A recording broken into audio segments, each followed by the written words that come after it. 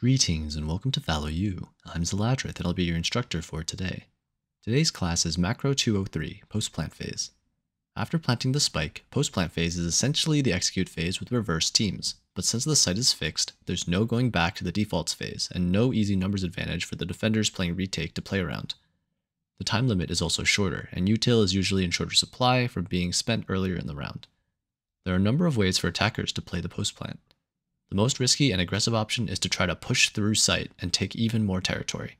This can be effective if you push with at least one or two buddies, and if you have a timing on the enemies to take territory before defender reinforcements arrive to hold the space. If enemies like to play a util heavy organized retake from multiple entrances, then this can be a great way to disrupt their coordination.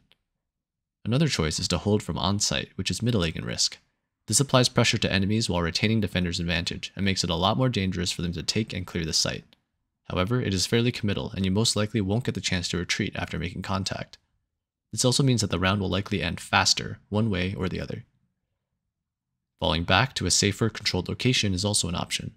This lets you more safely play the spike and play time since your life isn't in as much risk.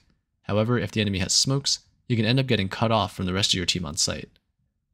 If you have control of multiple site entrances though, it can be extremely powerful to threaten crossfire.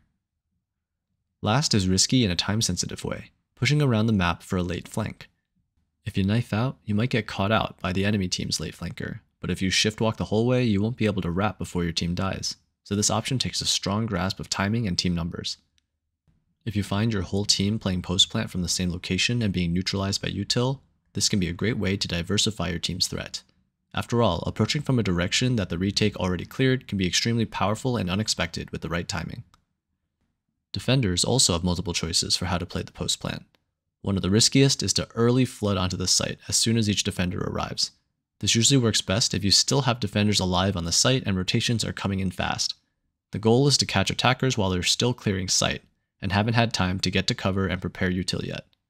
This also works well if the attacking team hasn't fully gathered on the site yet, such as if they have lurkers or flankers. The safer, more standard strategy though is to hold attacker push-throughs and just wait for your teammates to arrive.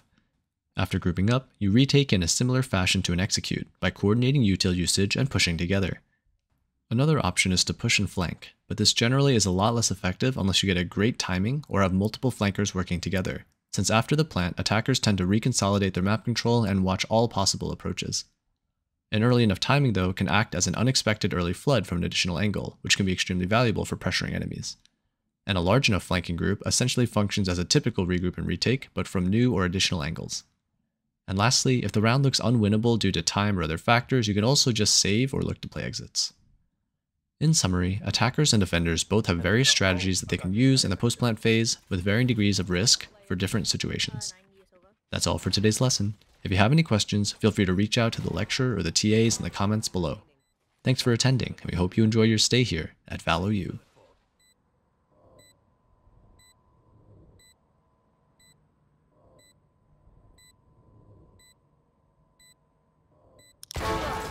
Yo, let's go! Insane. Nice job.